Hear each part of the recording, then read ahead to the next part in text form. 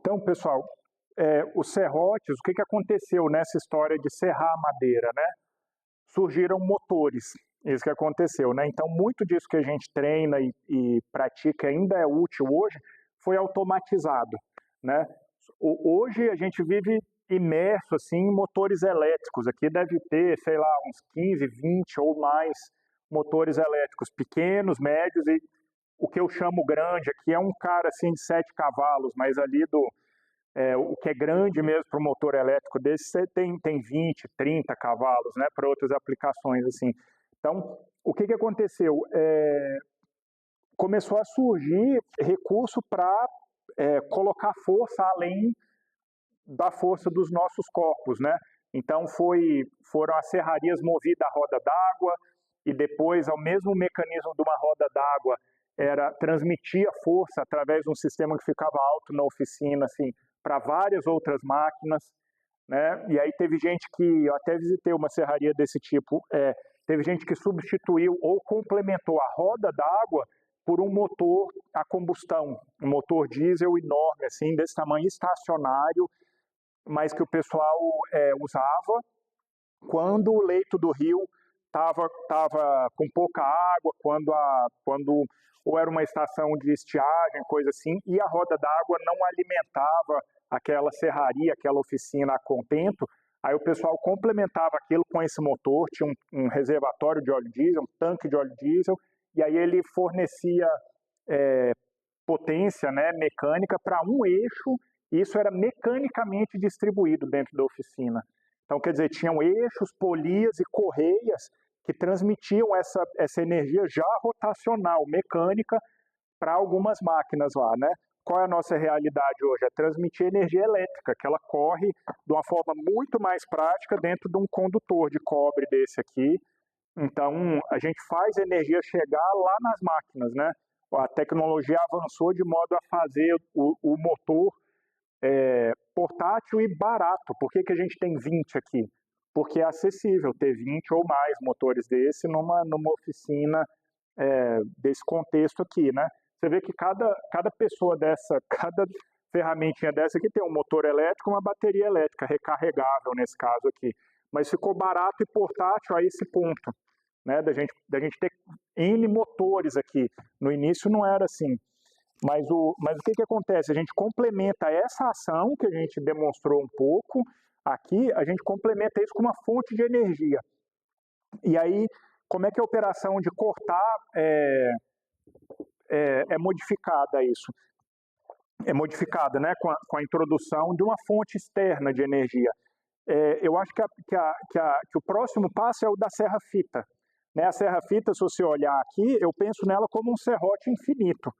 Né? Essa mesma configuração que a gente tinha aqui, ó, de dente afiado e travado, só que numa serra que é contínua. Na verdade, isso aqui é produzido num comprimento enorme, e aí existe o processo de soldar as duas pontas, né, de uma lâmina de serra dessa aqui.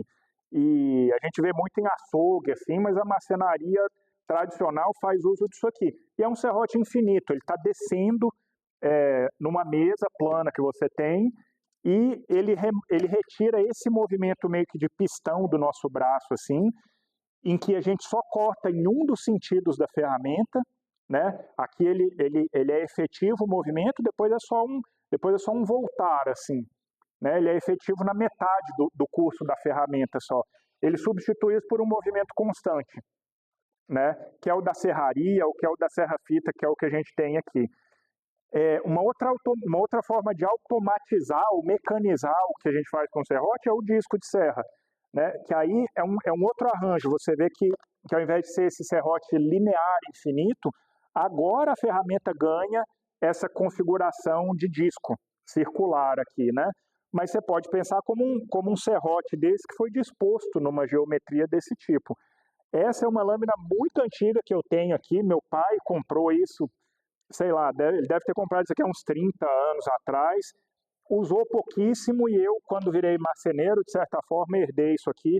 Eu acho legal de ver que aqui, isso aqui ainda está muito próximo desse aqui, ó, é meio que um disco de aço também, rígido, é lógico, porque a rotação ali é muito alta, e na extremidade de fora ele tem um monte de dentes afiados como esses aqui, ó, bem básico, bem simples. E eu passo o dedo aqui, eu vejo que tem um pouco de trava para fora também. Imagine isso aqui cortando na madeira e sendo prensado no próprio corte, no próprio canal de corte. Ia ser uma temeridade enorme, né? Então, tudo isso aqui tem trava.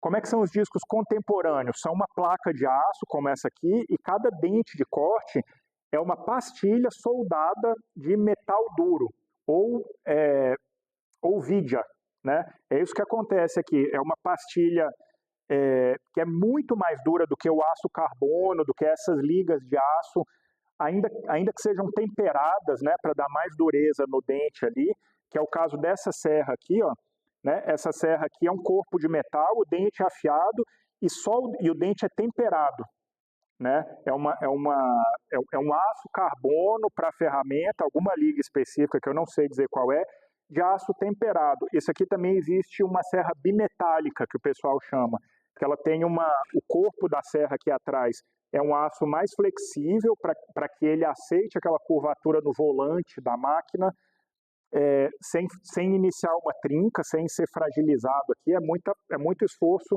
de fadiga, né, no aço da serra-fita, porque ela está constantemente, ela trabalha numa seção reta, depois uma seção circular, depois outra seção reta e outro semicírculo aqui embaixo. Então, esse aço aqui teria um problema de fadiga, de romper por fadiga, trincar e romper, a menos que ele tolerasse bem essa flexão, né, e deflexão constantes ali. Então, a serra bimetálica tem um corpo mais maleável aqui, e o dente de corte de um metal mais duro, muitas vezes para cortar metal, para cortar outros metais, mas a gente usa também na marcenaria, para cortar madeira e ter um gume de corte mais durável também. Então, essas são as serras bimetálicas.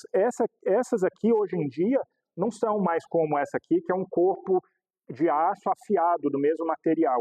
Elas têm soldadas aqui essa pastilhazinha de aço duro, de vidia, né, que é uma tecnologia metalúrgica desenvolvida para usinar metal, né, um torno de cortar metal, tem na ponta da ferramenta de corte dele um material como esse aqui. Né? Então a gente pega a vidia e usa para cortar madeira, ela é super durável, muito, muito durável, porque em ordem de dureza, ela está muito distante em grau de dureza assim, do material que ela está usinando.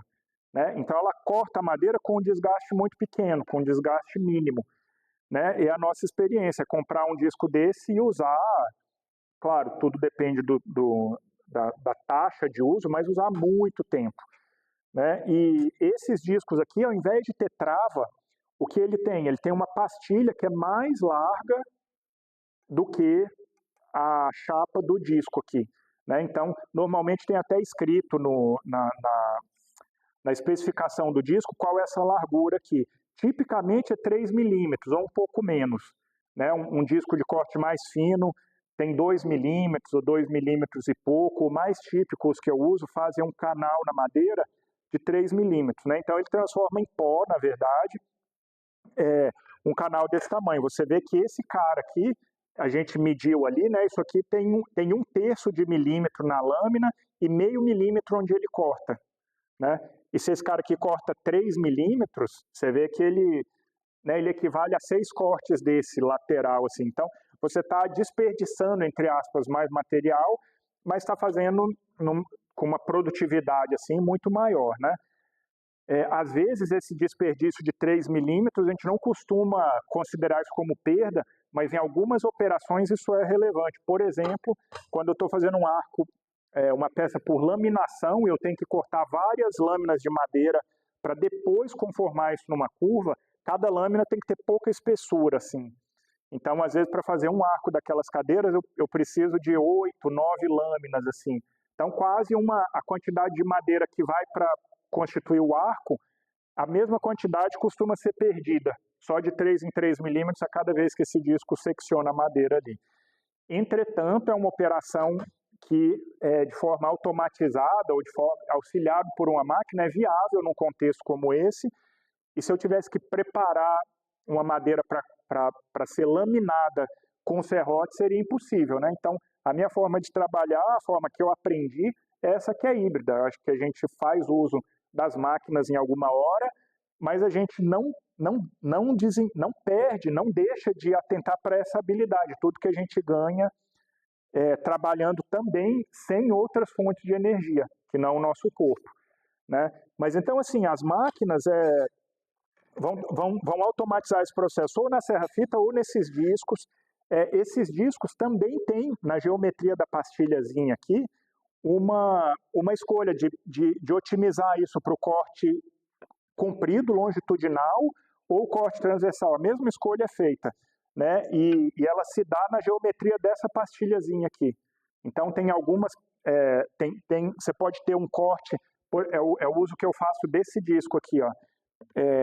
É um disco que funciona muito bem para cortar madeira nesse sentido, né? Porque tanto a geometria do corte favorece, e talvez até mais importante do que isso é esse espaçamento entre as pastilhas aqui, ó, né? Então, esse é um disco aqui que só tem 28 dentes, 28 pastilhas só, num disco de 12 polegadas, né? Então tem bastante espaço entre elas. O que acontece é que enquanto a serra está cortando, ela tem muita chance de expulsar a poeira, expulsar o cavaco que ela vai gerando aqui, né, nesse corte. E aí eu consigo cortar rápido e com pouco esforço, né? Então esse é um disco para corte longitudinal. Ele tem pouco dente, basicamente. É isso que acontece. Por ter pouco dente, por um dente estar afastado do outro, ele tem mais chance de ejetar, de expulsar o cavaco, a poeira que ele mesmo vai criando. Então ele é muito eficiente nesse sentido aqui. Além disso, por ele ter 12 polegadas, a ponta dele aqui tem uma velocidade, tem mais velocidade do que se eu usar um disco desse aqui, ó, né? Porque o RPM da máquina é constante, o eixo gira a uma velocidade dada, né? Mas quanto maior o disco aqui, ó, quanto mais longe eu estou do eixo, mais energia eu tenho na ponta dele e mais velocidade eu tenho aqui, ó. Então, só por ser maior o disco, ele é mais produtivo. Ele tem mais energia, mais cinética, mais velocidade nesse ponto, quase o dobro do que ele teria nesse aqui, ó, só por ter um raio maior, né?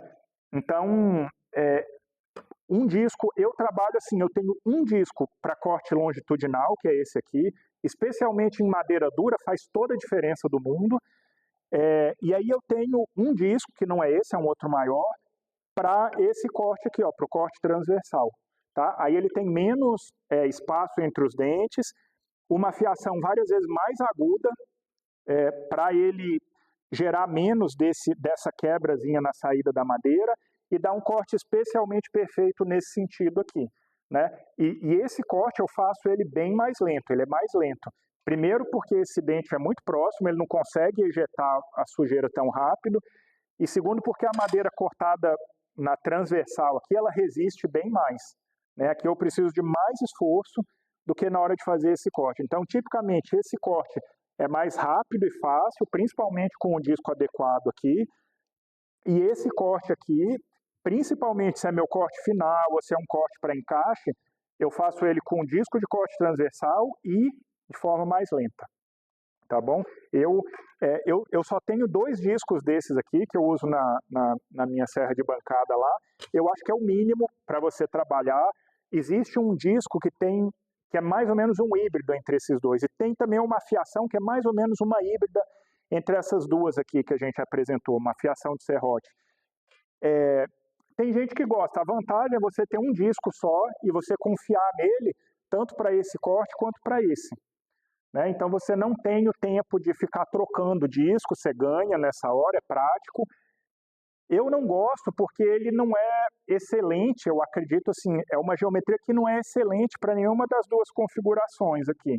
Ela deixa um pouco a desejar nesse corte e também nesse. Então, para mim, eu acho que é razoável pensar igual os japoneses pensaram, 2 afiações assim, e com essas duas você passa a vida lidando com a madeira. Eu penso da mesma forma para esses discos aqui, só 2, um disco de corte transversal, um longitudinal. O pessoal que trabalha muito com chapa de MDF, de compensado, costuma ter um disco desse só para cortar essas chapas também, que aí ele também tem bastante dente, e o dente com uma afiação bem aguda, assim, para ele dar um acabamento especialmente bom, ou na melamina, né, do MDF, na lâminazinha de acabamento que ele tem, ou na folha, ou no folhado que tem também numa placa de compensado, assim. Então aquele é comum trabalhar. Eu uso nessa hora o meu disco de corte longitudinal também.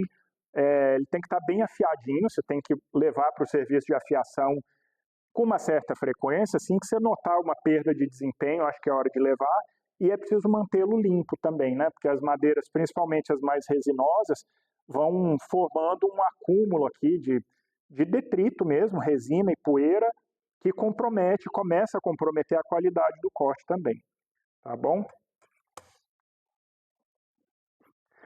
Aqui, pessoal, é muito comum esses discos terem, ó, esse tipo de corte, furação e corte. Você vê que esses aqui tem, ó, os três têm. Isso aqui é para reduzir o ruído na hora que ele está na máquina e a vibração, né? Hoje é muito comum, isso é cortado com laser assim.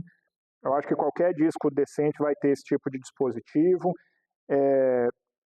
Eu atento também bastante para o tamanho dessa vide aqui, ó, né? Quanto material tem aqui. A cada vez que isso é reafiado, uma quantidade muito pequena de metal sai dessa face e dessa aqui, ó. Dependendo da fiação, remove também das laterais.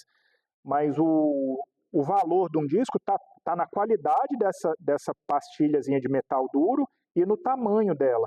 Então você vê que um bom disco tem uma pastilha grande aqui, ó, que você pode reafiar 10, você pode reafiar muitas vezes, né? Um bom serviço de reafiação vai remover muito pouco material. Então, às vezes, você está comprando um disco mais barato, mais econômico, mas você está também encurtando a vida útil dele mais para frente. Tá? E a última coisa que eu queria comentar é essa aqui, ó. Existem geometrias diferentes para esses dentes.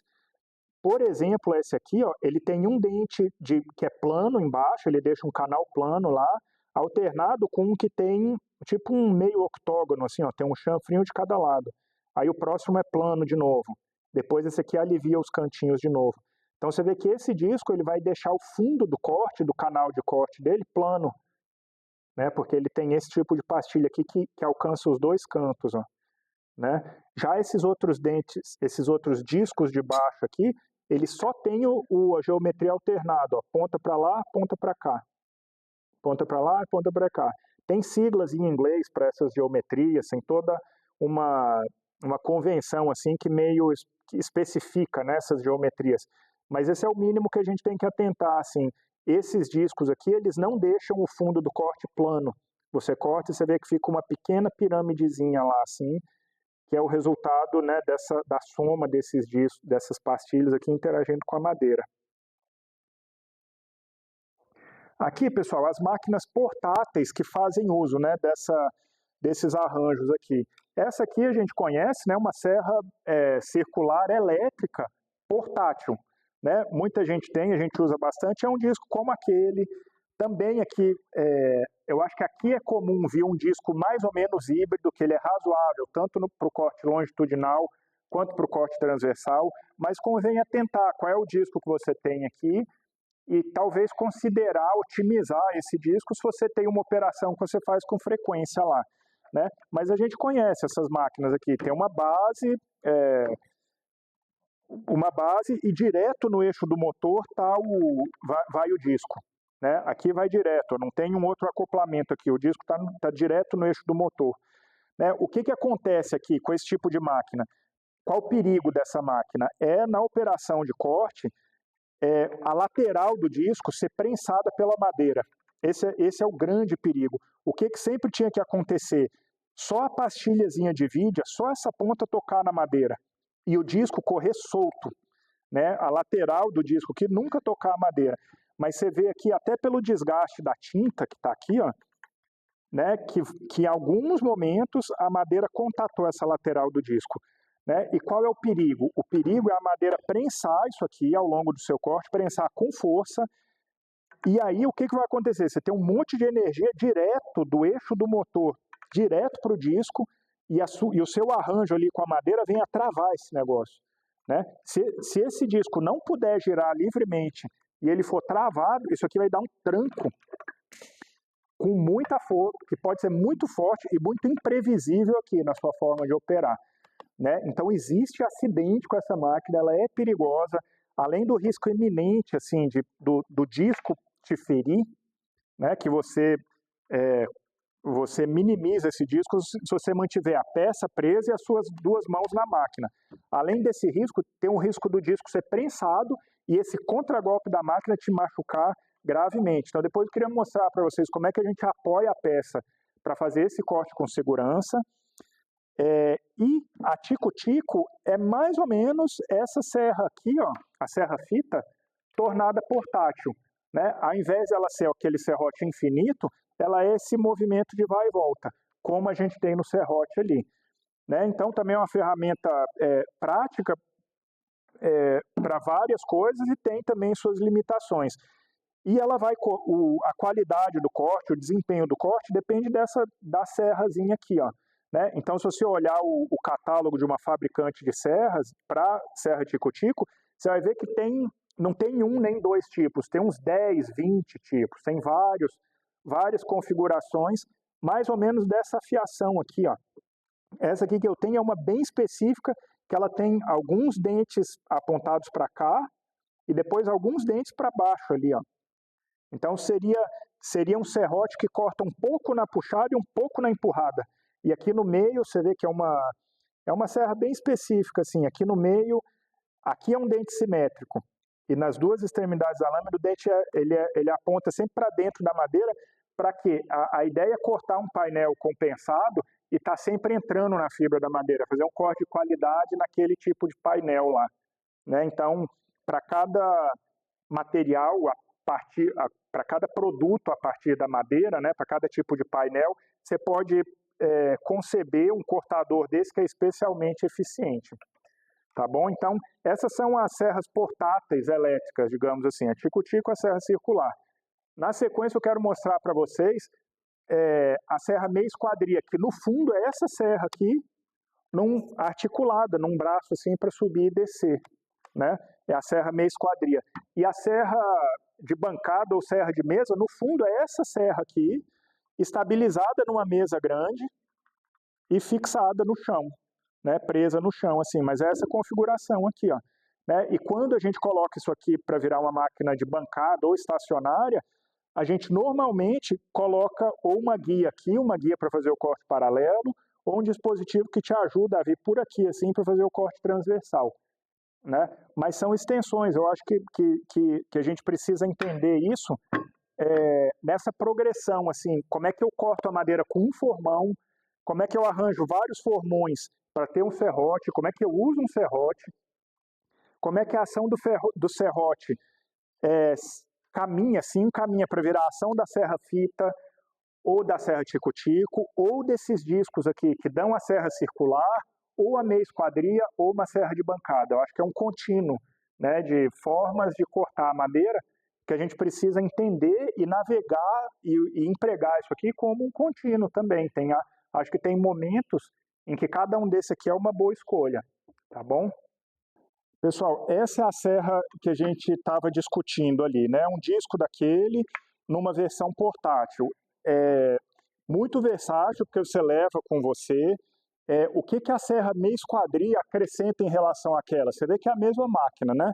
Ela tem um braço articulado só para descer a ferramenta de corte numa posição mais controlada. No fundo é isso, aquela mesma coisa com uma certa articulação aqui. Ela pode ter ou não um sistema telescópico daquele ali que aumenta a capacidade da máquina nesse sentido aqui, de largura da peça.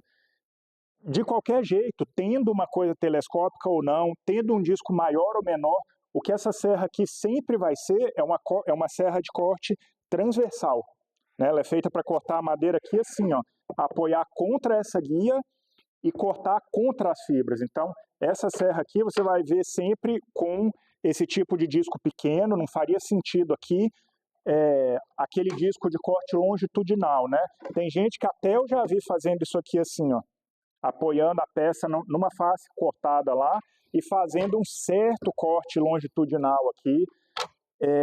jamais aconselharia isso, né? Eu acho que é um uso bastante inseguro dessa máquina. Por quê? Porque o apoio é muito precário, né? Ela não foi feita para ser usada assim. Então, aqui você tem bastante apoio, ó, né? Tanto da face grande de baixo quanto da lateral aqui. Qual é a operação segura dessa máquina? Operação sem sustos, né? É a seguinte: a peça que você vai cortar, ela tanto tem que estar bem apoiada embaixo aqui, quanto lá na guia, né? Especificamente, você tem que garantir que ela está bem apoiada aqui, ó, nessa seção onde o corte vai se dar. Tá? No mundo ideal, essa peça aqui ia estar plana, ela ia estar apoiada em toda a sua mesa e em toda a extensão da guia, no mundo ideal.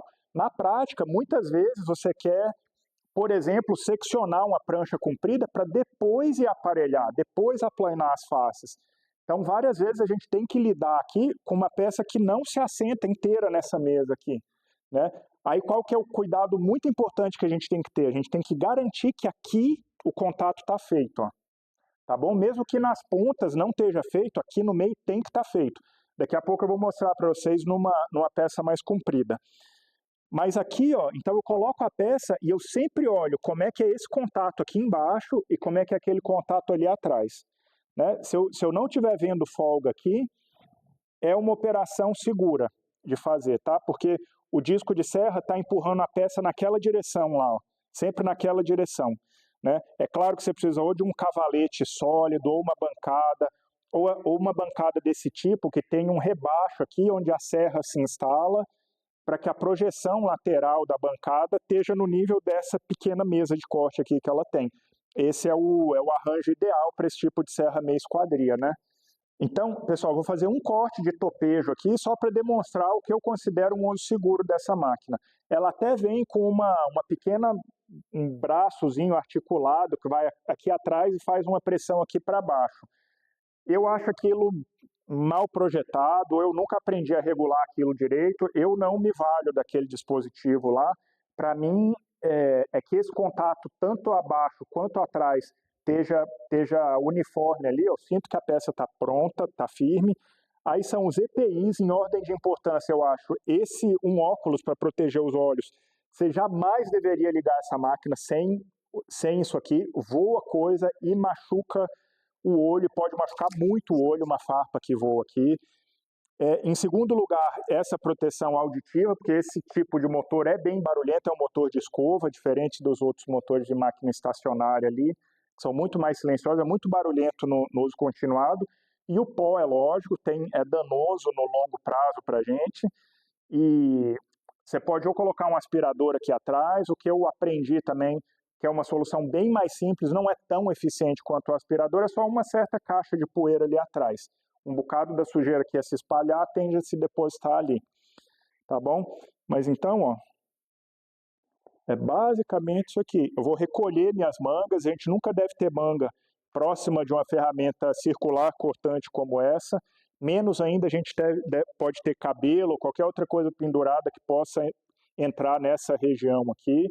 A maioria dessas serras tem algum dispositivo para que ela não desça, a menos que eu desengaje essa trava de segurança. Nesse caso é o dedão por aqui, ó, né?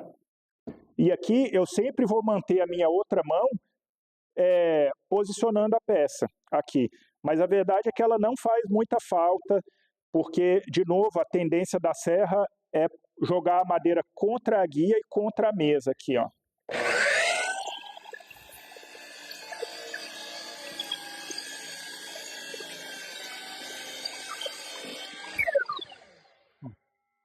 Eu espero a serra parar, depois levanto, né?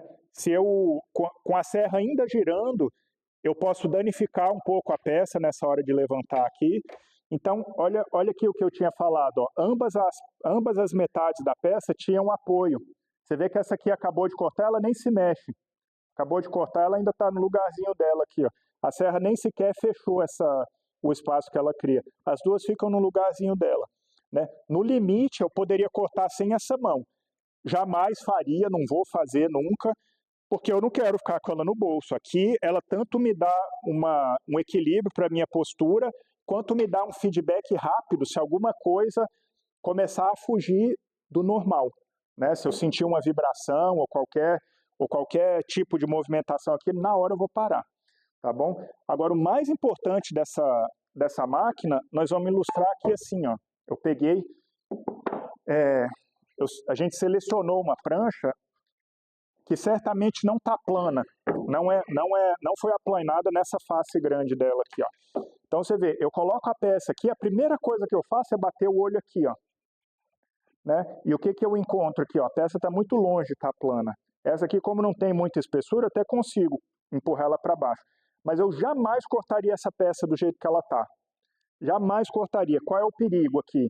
E esse é o perigo, é o grande perigo dessa máquina e da serra de bancada, que no fundo essa aqui é uma configuração maior para esse arranjo de serra. Qual o perigo inerente a essas...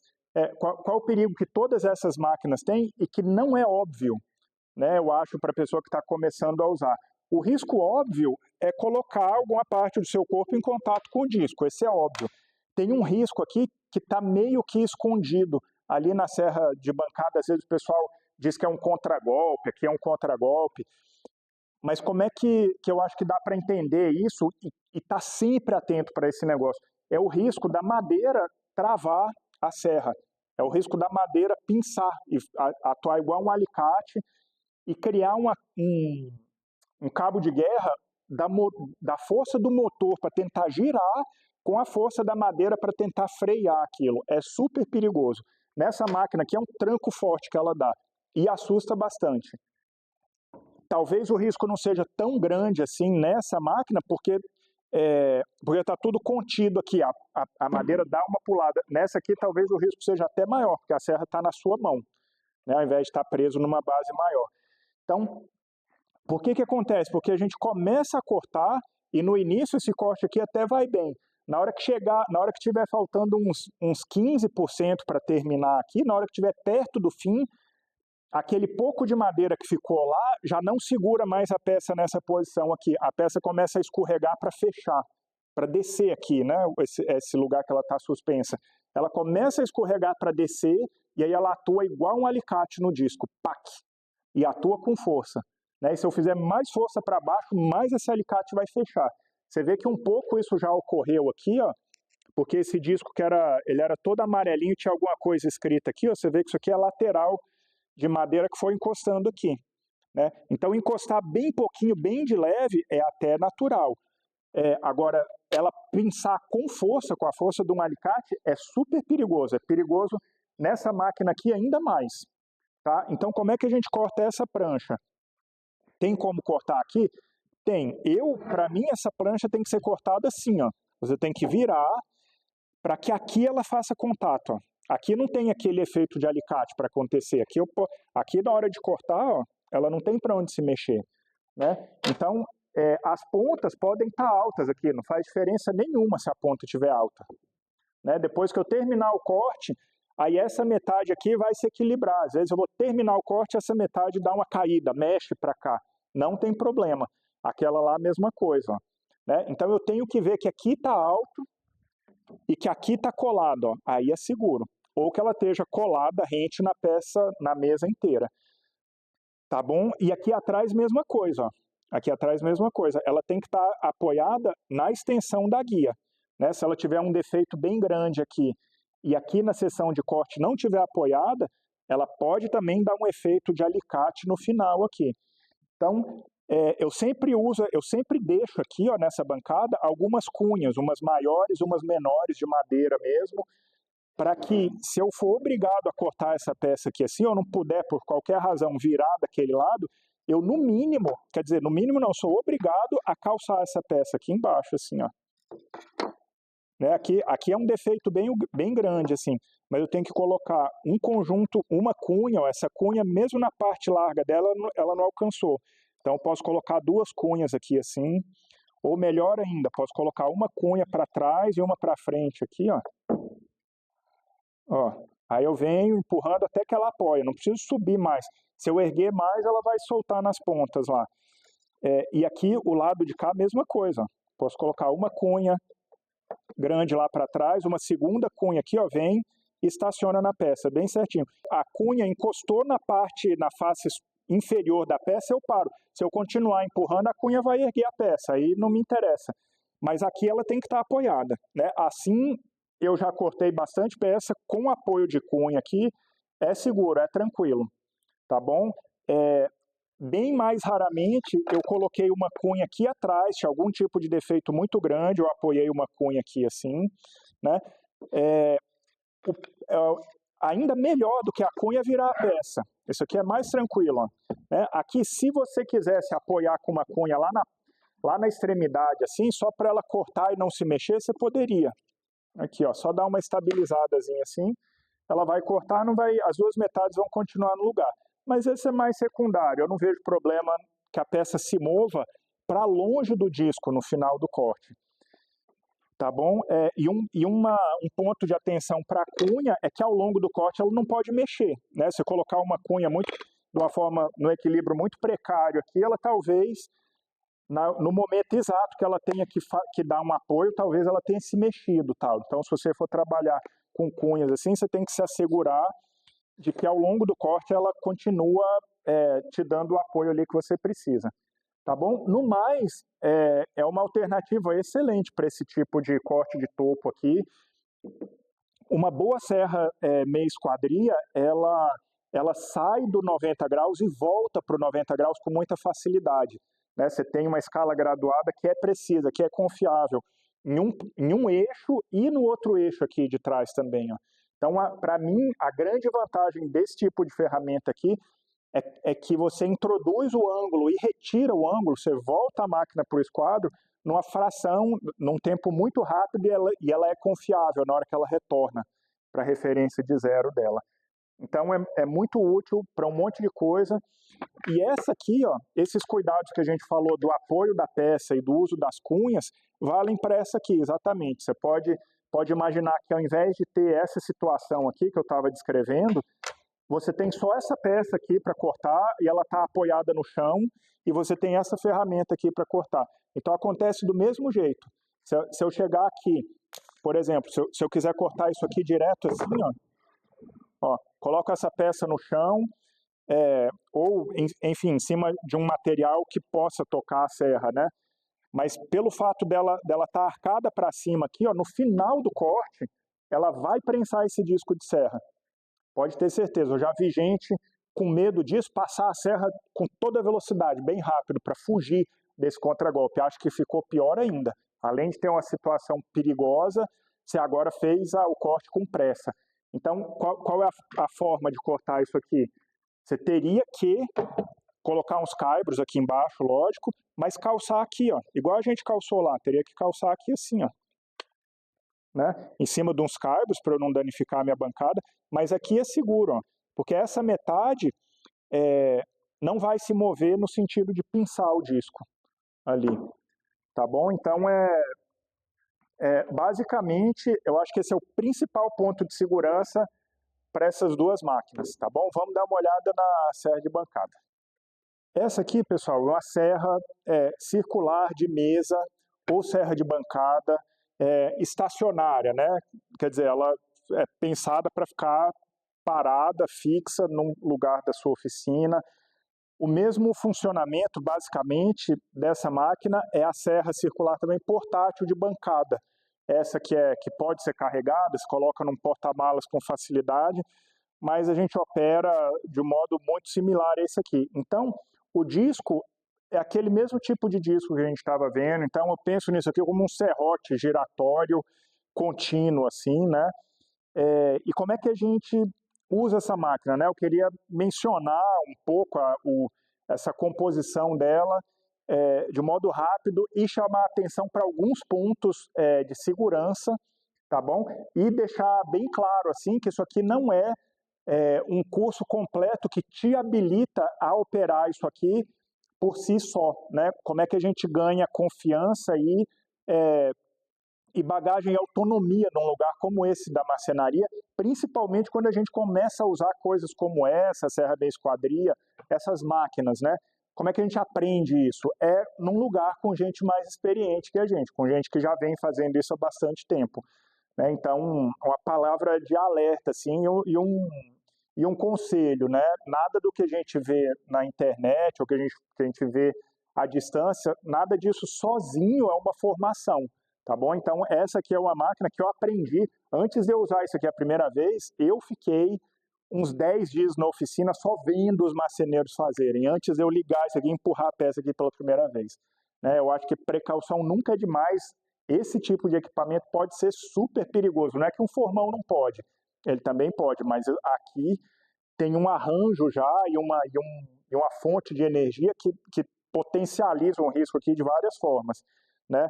Mas o que é preciso? É preciso ter medo de alguma dessas ferramentas? Não, acho que medo não é a atitude assim que nos leva a muito lugar como marceneiros, né? Mas é preciso conhecer e ter um entendimento da mecânica por trás disso aqui. É um arranjo mecânico mais ou menos elaborado, feito para cortar coisas duras, né? Então, o nosso corpo, se ele interagir de forma errada com isso aqui, sai perdendo e muito, né? Então, assim, eu já vi gente ligar uma serra dessa e vir com a peça assim, ó, né? No talento, na imprudência imensa, assim. Eu jamais vou fazer, eu na minha vida não espero fazer isso aqui uma vez. Como é que a gente usa essa máquina? Com a peça sendo guiada, né, contra alguma referência, né? Só assim que eu uso essa máquina. Eu sei que tem gente que já usou e usa e resolve. Isso aqui só faz corte em linha reta, né? Você não vai conseguir começar um corte aqui pela própria disposição da pastilha, que numa chapa de aço está girando, mas é plana. Você não vai conseguir curvar a peça aqui. Então, tem gente que traça uma linha reta aqui num contexto, às vezes, simples, que não tem mais recurso, está num canteiro de obra, coisa assim, e vai empurrando a chapa aqui, ó, né? E vai procurando aquela linha reta. E constantemente a peça vai tocando lá atrás do disco e ele chega no fim. Eu não acho que é assim que a gente deve fazer. Então, como é que a gente se organiza aqui? Ou a gente vai fazer um corte longitudinal, quer dizer, cortar no comprido da peça, e a gente vai usar esse tipo de guia paralela, tá? E aí você vai ver, ó, que a peça ela vai ter uma face enorme apoiada aqui, ó. Esse aqui é um corte seguro, né? Então, ou uma guia paralela para cortar de comprido, ou uma guia como essa aqui, ó, uma guia transversal para cortar a peça nesse sentido aqui, né?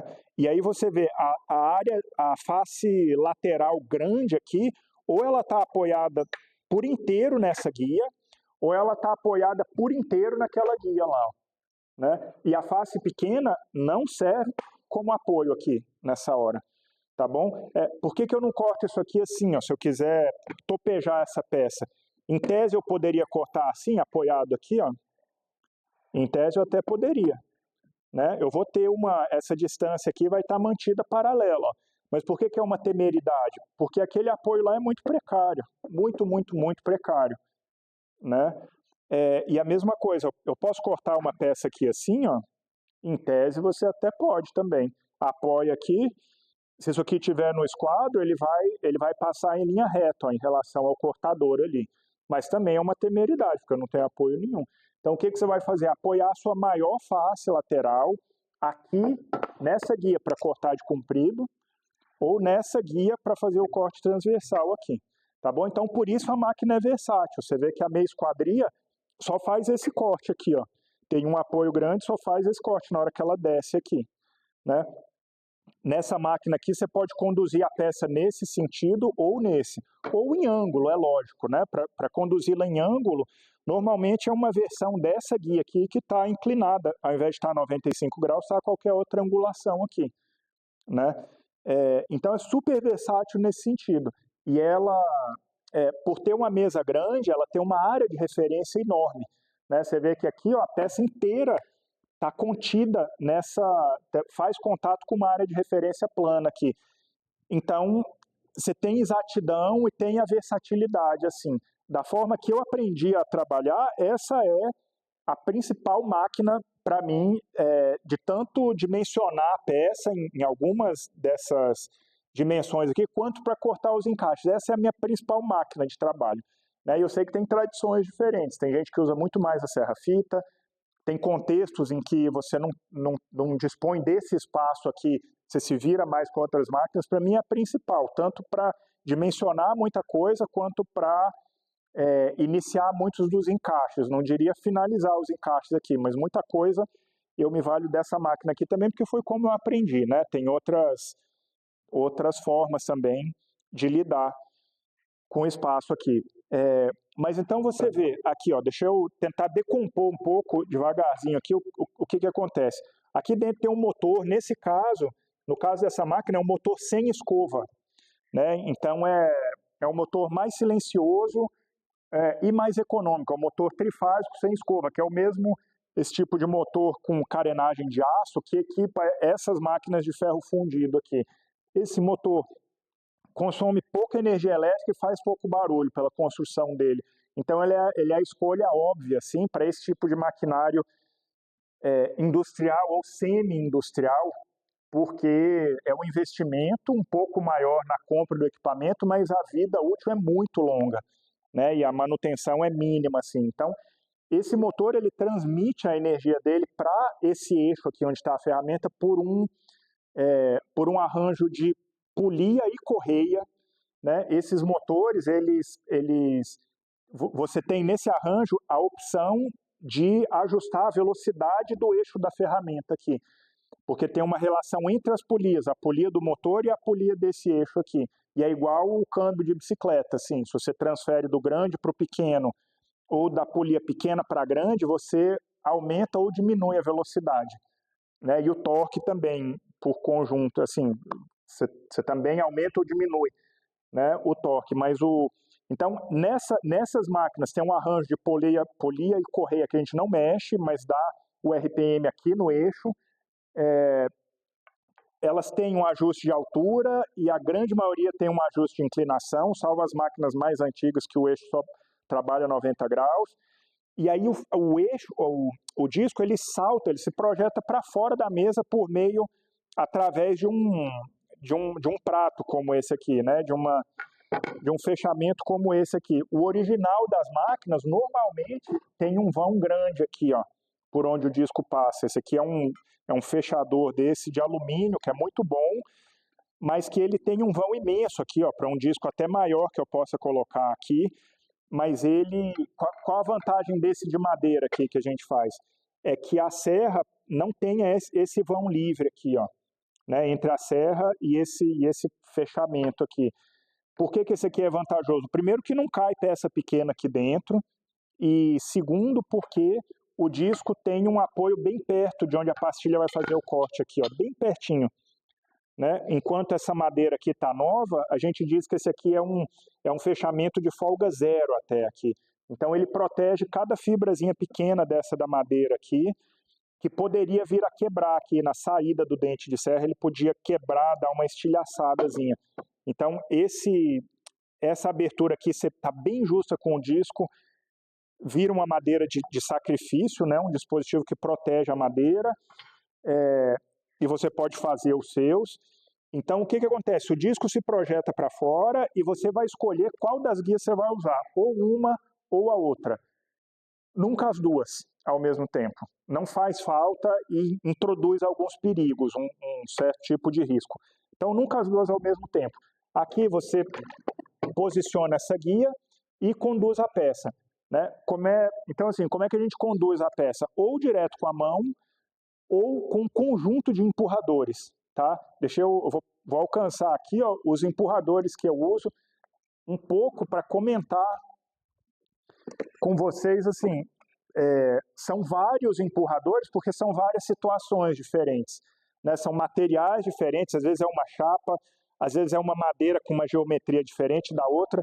Então, eu acho que isso aqui, ó, você tem que ter do lado de onde você trabalha, tem até um outro maior ali ainda. E você experimenta com todos eles, estuda e começa a aprender qual é o que te ajuda mais em cada situação.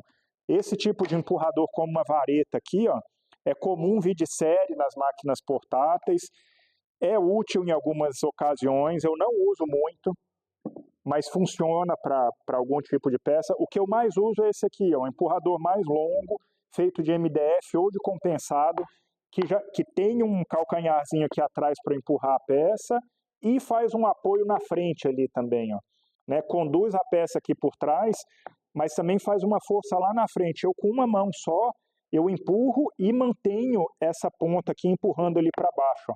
Eu já faço um movimento para frente aqui que estabiliza aquela ponta da madeira lá na frente, ó, né? Então eu estou fazendo uma força aqui atrás, mas também uma força para baixo aqui. Então esse aqui é o que eu mais uso de longe. Você pode fazer uma versão maior desse aqui, ó, que também pode ser útil e transmitir mais segurança para algumas pessoas em vários contextos. O empurrador é um material de consumo. À medida que ele se aproxima da serra, em várias ocasiões a serra vai gastar isso aqui. Então você refaz com um pouquinho de retalho, não te custa quase nada, e você trabalha com segurança e tudo bem se a serra consumir um pouco disso aqui, é meio que previsto. Existe um maior ainda, que até existe de plástico no mercado para vender, para quando você quer fazer um corte aqui assim, ó, um corte mais estreito, você coloca um empurrador largo aqui e ele tanto empurra a peça quanto o descarte. Funciona meio como uma sapata grande aqui assim, ele vai empurrando junto. Eu uso muito pouco, não me acertei tanto. Nessas horas eu às vezes gosto de um cara como esse aqui, mas enfim, a questão dos empurradores é todo um refinamento de como configurar essa máquina aqui para o seu uso específico, né? Eu só acho que é importante a gente se familiarizar com alguns e perceber como cada um pode ser mais útil ou mais adequado dependendo da operação que você vai fazer, né? Então aqui como é que a gente faz? Ó, se eu não tenho espaço folgado, tranquilo para minha mão inteira aqui, quer dizer, se eu não tenho pelo menos uns 15 centímetros aqui para empurrar a peça assim, ó, eu vou pensar em algum empurrador, né? Mais do que isso, se for um corte mais largo assim, você pode também. Mas aí talvez ele já mais atrapalhe, eu acho, a minha opinião pessoal assim, talvez ele mais atrapalhe do que ajude, né? Porque a mão, se ela não tem um risco de entrar em contato ali, é um empurrador excelente, no sentido de ter atrito e te dar uma resposta tátil assim, do que está acontecendo, né? Mas então você vai posicionar essa guia no lugar que você quiser. Uma guia muito boa não se mexe, é bem firme na posição dela e mantém o paralelismo dela aqui, ó. A guia tem que ser paralela à lâmina, né? Mantém o paralelismo e ela corre para um lado e para o outro sem perder o paralelismo, né? Existem várias guias que você, na hora que você mexe, ela mexe inclinado assim, ó. Então você posiciona ela aqui, aí na hora que você aperta, ela encontra o esquadro dela. Aí você mexe de novo e na hora que aperta, ela encontra o esquadro. Então essa guia é mais chata de você colocar numa posição exata, assim, né? Então uma guia que corre em paralelo te ajuda, e uma guia que te dá esse tipo de regulagem. Dessa direção comprida aqui, ela tem que estar no esquadro, ela tem que estar paralela ao disco e nessa angulação aqui também, ela tem que ser um esquadro em relação à mesa, né? Para eu encostar uma peça aparelhada aqui, ó, e ela encostar embaixo e na vertical, né? Então, uma guia boa tem algum ajuste dessa posição aqui, desse paralelo aqui, ó, e desse aqui que é super importante, né? O que a guia não pode, de modo alguma, fechar ali na ponta, assim, ó. Tem um defeito em que ela fecha lá na ponta, porque se ela tiver, eu vou tentar passar uma peça aqui e a peça vai ser esmagada aqui na saída, né? A guia deve ficar num paralelo perfeito ou com um pequeníssimo defeito assim, ó. Defeito entre aspas, ela pode ser ajustada para abrir um pouco na saída, né? Ter uma distância aqui, ó, muito pouquinho maior do que aqui.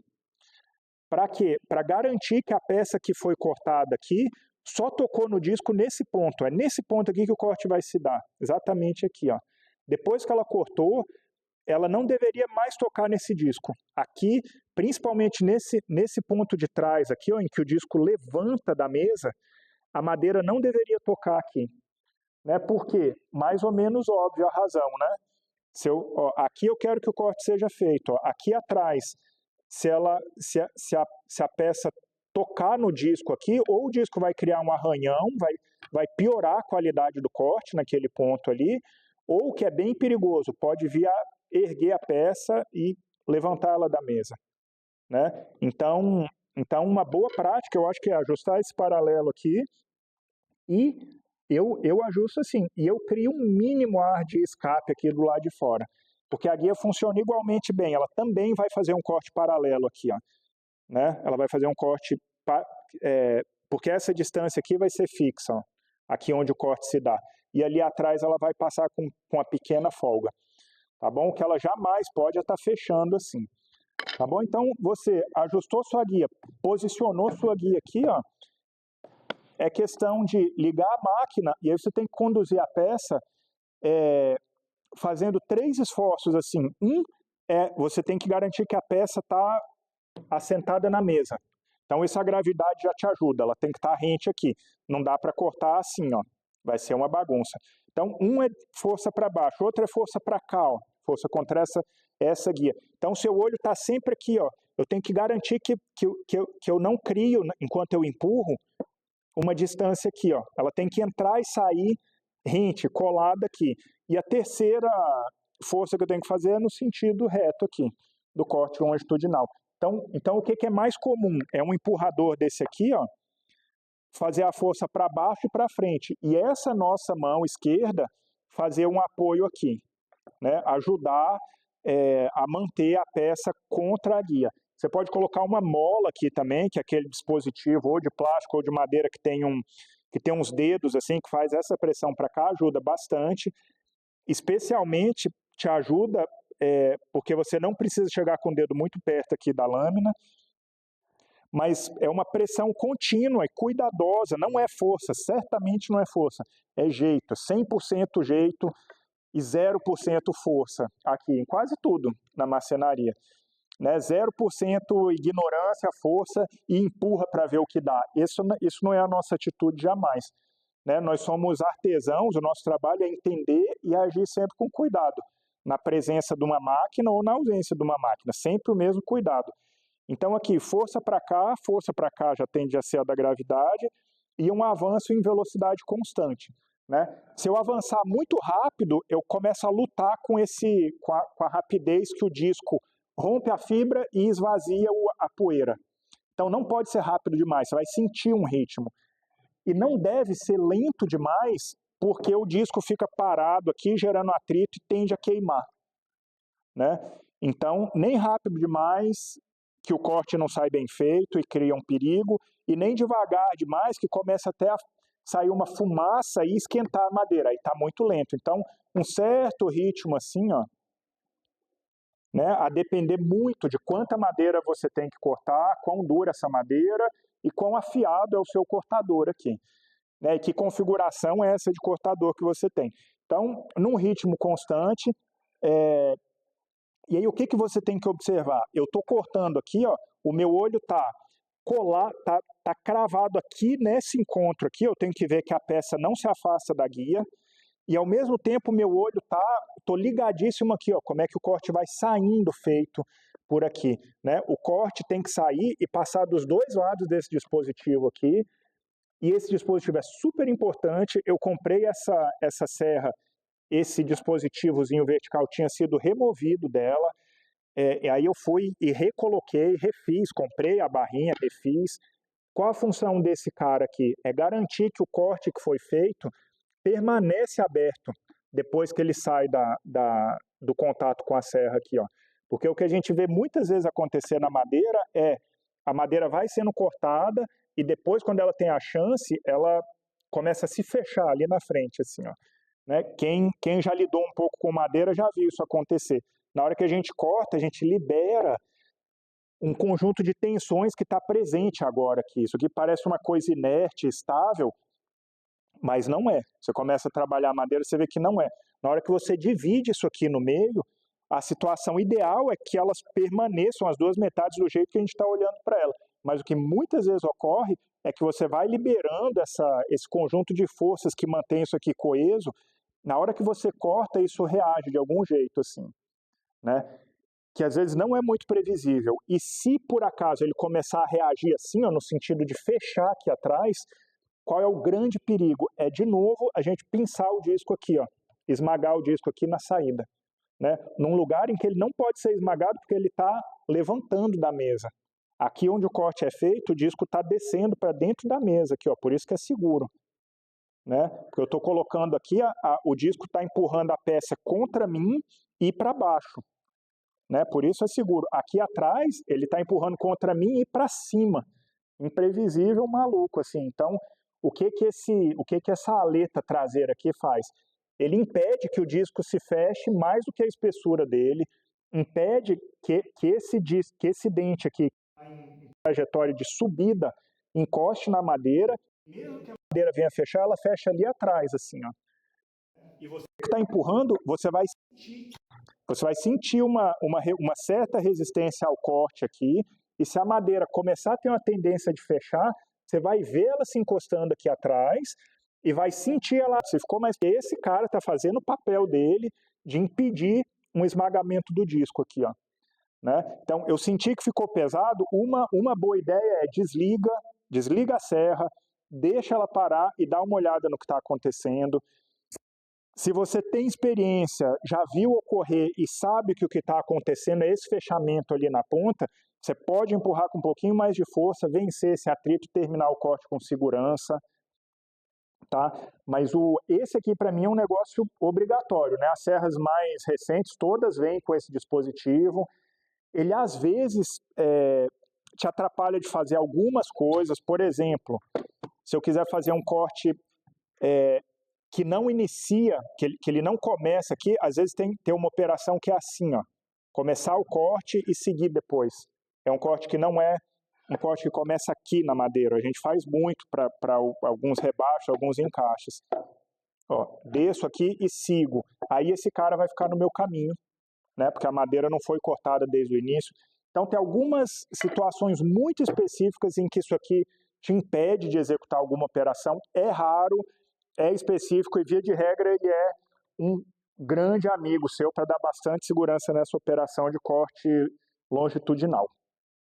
Bom, então o uso dessa guia para o corte comprido, né, longitudinal, e uma guia como essa aqui, ó, é o que apoia a peça para fazer o corte aqui, né, o corte de topejo ou corte transversal, assim.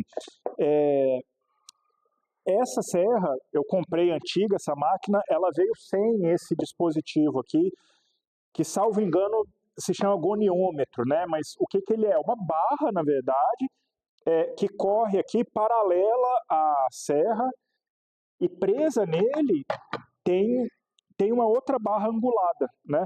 A principal função é apoiar aqui um corte no esquadro, mas é comum a gente poder fazer isso aqui também, ó, ter alguma marcação graduada para você encontrar um outro ângulo ali. Encontra o ângulo, trava, né, e faz tanto corte no esquadro quanto um corte em algum outro ângulo qualquer, aqui na transversal da madeira, né? Então você vê, um goniômetro como esse, acho que como é que você testa a qualidade disso aqui é basicamente essa rigidez aqui, ó. Ele tem que estar no esquadro, essa face, para que essa face aqui e a face recém-cortadas, sem encoste um esquadro aqui, não veja luz. Né? Então ele tem que correr no esquadro e sem folga aqui, ó, com o máximo de rigidez possível. Né? Por isso que esse tipo de barra aqui é bem útil, ó, porque ela tem uma buchazinha de nylon que você comprime essa bucha, ela tem um rasgo aqui, você comprime a bucha, ela se expande um pouquinho para fora ali, ó. Então tem uma bucha de nylon para o lado de cá, uma para cá, depois de novo para cá e para cá, né? Essa barra aqui. Então você coloca ela no canal usinado do seu tampo e aperta um pouco esse parafuso Allen até que a folga suma ali dentro, ó. Né? Então é bem útil. Na ausência de uma barra como essa aqui, a gente várias vezes constrói um dispositivo trenó, né, que a gente chama, e aí a gente precisa de um filete de madeira bem ajustado a essa dimensão interna do canal aqui também. Já fiz vários, tem um bocado de lugar assim que a gente consegue informação sobre como construir uma plataforma móvel, na verdade, que é guiada por esses canais, um canal ou par de canais para fazer essa função, né, para ter uma barra transversal aqui que se avança em relação ao disco. né? Então, esse aqui é a ferramenta que te auxilia no corte transversal. Aqui, ó.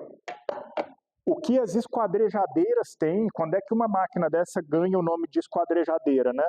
Quando ela tem uma mesa móvel, desse sentido aqui. Então, essa máquina tem uma mesa fixa e uma mesa móvel. Nesse caso aqui, ela corre em um varão ou agulha desse aqui só, em um trilho superior desse.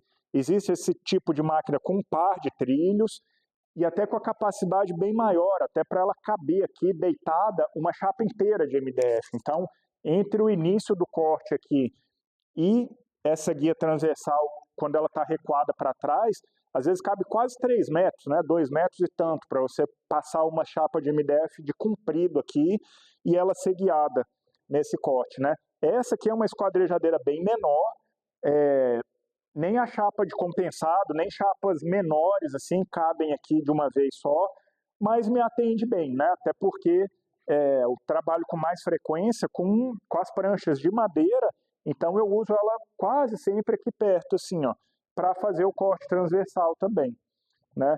Então, o que é super importante é que ela também seja guiada de modo a dar um corte no esquadro, né? Então, essa guia tem um tipo de regulagem fina aqui embaixo, mas cada esquadrejadeira precisa ter um mecanismo, um dispositivo de ajuste desse esquadro aqui, para você poder confiar na hora que você colocar uma chapa aqui, você não tem que ficar conferindo todos os esquadros que você cortou, né? E que mais? Além disso, um tipo de calço articulado desse aqui ajuda bastante, porque se o calço é fixo, você basicamente consegue cortar uma extremidade da peça, né? Mas com calço articulado, eu faço a peça passar para cá e topejo um lado. Depois desço o quadro, o calço, viro a peça e topejo o outro, né? Eu tenho a garantia que os dois extremos estão no esquadro. Tá bom? Mas existem outras mesas móveis que tem uma outra seção aqui, de trilho. Tem máquinas bem mais modernas que não tem só uma barra cilíndrica dessa, tem todo um trilho mais complexo, com rolamento interno, que são até superiores, né, eu acho que na estabilidade e no manter limpo aquilo lá. Você tem que ter um certo cuidado aqui com ferrugem, com outros contaminantes, até com excesso de poeira, e de resíduo, de resina e coisas assim, para que isso corra livremente e te dê um corte de qualidade, tá bom? E o mesmo cuidado que a gente mostrou lá, aqui também é válido. Ó. Se eu estiver tentando cortar uma peça aqui, que está abaulada nesse sentido e bem na seção do disco ela não estiver encostando na mesa, eu tenho aquele mesmo perigo, igualzinho, da madeira começar a ser cortada aqui, quando chegar no final dela, a seção que ainda não for cortada não consegue mais apoiar a peça e ela que estava arcada assim para cima, ó, tende a descer por gravidade, pac. E na hora que ela tende a descer, ela prensa o disco, né? Então, se eu for cortar uma peça comprida aqui, eu sempre oriento a peça assim, ó. Aí, pessoal, para concluir esse módulo sobre serrar a madeira, né, formas de realizar os cortes, queria mostrar, sem muita demora, a serra-fita. Eu uso essa máquina basicamente para fazer curva, tá? Ela é bem versátil, serve para outras coisas. Você poderia fazer muito corte paralelo aqui, assim, né? Ó, poderia posicionar essa guia e fazer meio que aquela operação de ripar, né? Que a gente viu na outra serra. Ela serve para isso perfeitamente. Eu não uso assim. Sei que muita gente depende mais da serra-fita para mais do seu trabalho. Eu acho que depende muito de quem te ensinou, como você começou a aprender e como você foi ficando confortável assim com cada um desses recursos. Eu uso para cortar curva, basicamente, e algumas outras coisas um pouco mais específicas assim. Mas eu vejo isso aqui mais ou menos como esse serrote infinito, né? A gente comentou um pouco naquele outro momento lá, que vai girando aqui, ó, que vai serrando contra uma base que é grande, que é a mesa de referência da sua serra, né? Então, o que a gente precisa? Fazer alguns ajustes aqui para que tenha um esquadro, né, entre a serra e a mesa, para você cortar e sair no esquadro. Esse ajuste normalmente é feito aqui na mesa. que mais? A gente precisa ajustar a tensão da serra para que ela não seja nem tensionada demais, que venha a romper a solda, né? A gente até consegue ver a solda aqui em algum ponto, né? Se a gente tensionar demais a serra, ela quebra, ela arrebenta. Normalmente não é muito problema que ela arrebente, porque ela trabalha contida aqui, ó. Ela dá um barulho alto, um pac bem forte, e você desliga a máquina, a serra fica quebrada aqui dentro. Normalmente você consegue soldar de novo, um serviço de solda, e aqui, ó, a solda está aqui, ó. Se a solda for bem perfeita, ela é contínua e lisa aqui, ó, né? Se ela não for muito perfeita, a serra faz um barulho toda vez que a solda passa aqui pela guia, ó. Ela faz um tac, tac, tac, tac, tac. Às vezes é porque a junção ali no ponto de solda não foi tão perfeita. Mas normalmente você consegue soldar e mandar de novo para um serviço de afiação e trava. Eu já vi gente que afia isso na oficina, você pode fazer uma afiadorazinha. Afiar com a lima também já vi fazerem. Acho que é muito trabalho, não acho difícil de justificar isso assim. Aqui perto da minha cidade tem um serviço de afiação, então quando eu percebo que o desempenho não está muito legal mais, ela começa a ficar cega. É simples assim, você tem que fazer mais esforço para cortar aqui. Eu deixo de lado, troco por uma outra e quando tem umas 3, 4, eu levo lá para o pessoal afiar e travar. Tá bom? Então, assim, tem a tensão da serra. Se for tensionada demais, ela vem arrebentar. Se for tensionada de menos, eu acho que ela tende a vibrar mais aqui, ó. Ela entra numa certa ressonância com os esforços que estão rolando aqui e o corte não sai tão perfeito. Ela vibra e prejudica a eficiência dela. No mais, acertou essa tensão, você tem como posicionar esse volante de cima. Essa serra tem um pino aqui, ó, que inclina o volante de cima nesse sentido aqui, para que você posicione a serra em relação a essa borracha aqui, ó, né, do volante lá. E eu já vi gente que gosta de trabalhar com essa serra no meio do volante, já vi gente dizer que esse volante ele não é plano, que ele deve ter uma curvatura nesse sentido, assim. Eu não sou autoridade para dizer, eu já vi gente que eu respeito opinar e instruir de um jeito ou do outro. O que eu sei é que nessa serra o volante de baixo não tem curvatura nenhuma. Eu até usinei ali com uma lixa grossa colada num taco para tirar aquela curvatura. O volante de cima tem uma pequena curvatura, assim, nesse sentido, que nem fui eu que provoquei, mas que ele foi dado pelo próprio desgaste. Quando o dente que tem trava trabalha um pouco em cima dessa borracha aqui, um pouco ele desgasta, então eu consigo ver que tem uma pequena curvatura aqui, mas o que eu acho que é importante é você ter um recurso de posicionar ela aqui para que ela corra numa região estável, né? Tanto eu consigo posicionar a serra aqui no meio, quanto mais aqui na ponta. Eu já recebi orientação de ajustar a serra para que ela corra desse jeito aqui, ó, e a trava da serra, a trava dos dentes, não danifique muito a borracha.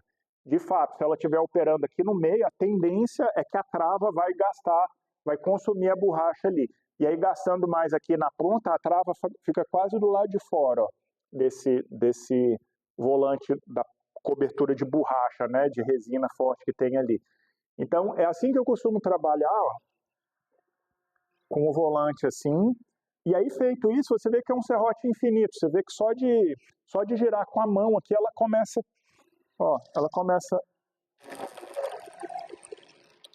né? Você vê que ela começa a trabalhar. Tem tanta massa no volante, tanto peso nesses volantes de ferro fundido ali, ó. Você vê que ela vai trabalhando. Aí é evidente, na hora que tiver um motor dando força para isso aqui, ela corta com suavidade, com pouco barulho, e eu acho que é mais ou menos consensual que é uma máquina mais segura do que a serra de bancada, né? Por que eu entendo? Porque aqui onde a gente opera, o dente de corte ele só desce, né? Então a peça está sempre empurrada para baixo, né? Além do risco óbvio aqui, que é o colocar a mão na ferramenta de corte, além desse risco óbvio, eu não vejo muitos outros, né? Porque a serra desce aqui e ela sobe aqui por outro lugar na máquina. Né? Aqui onde ela está subindo eu não tenho nem acesso, e muito menos aquela situação do disco de serra estar subindo e poder jogar a madeira para cima aqui, descolar ele da mesa, aqui não tem. A serra sobe lá longe. Então, se você respeitar esse ajuste da máquina, se você não quiser fazer uma curva aqui fechada demais, né? Se eu quiser fazer uma curva muito fechada, pode ser que essa largura da lâmina aqui não caiba no raio de curvatura que eu estou fazendo. Então, para fazer uma curva mais fechada, eu preciso de uma serra de menos espessura para trás aqui. Né? Uma serra mais estreitinha consegue fazer um raio de curva bem fechado, assim. E quanto mais larga a serra, mais ela tende a cortar em linha reta. E se eu quiser fazer uma curva com essa serra, é uma curva um pouco mais aberta, uma coisa mais sinuosa, assim. Se eu tentar fazer uma curva muito forte aqui, ó, a peça vai agir como uma alavanca lá, também é perigoso. Né? Então, se eu começar a defletir a serra daquele jeito ali, ó, eu também tô criando uma tensão, uma situação de uma tensão enorme, né? Porque os mancais aqui de rolamento estão mantendo a serra fixa ali, ó. Ó, aqui eu crio uma situação de tensão enorme, isso aqui a gente tem que evitar sempre. Então, se eu não criar esse tipo de alavanca perigosa na lâmina e não colocar a minha mão aqui, eu acho que é uma máquina muito segura, principalmente na saída, no momento de terminar o corte aqui, convém vir com o empurrador, não vir com a mão, né? Ou da forma que você achar que deve, mas com muita precaução, assim, porque embora segura, é um serrote infinito e um motor ali que não vai parar de cortar. Então, assim, muito para fazer um corte curvo. A outra situação que isso aqui também é bem versátil, assim, é essa aqui, ó. É na hora de fazer um corte alto, várias vezes o desdobro, né?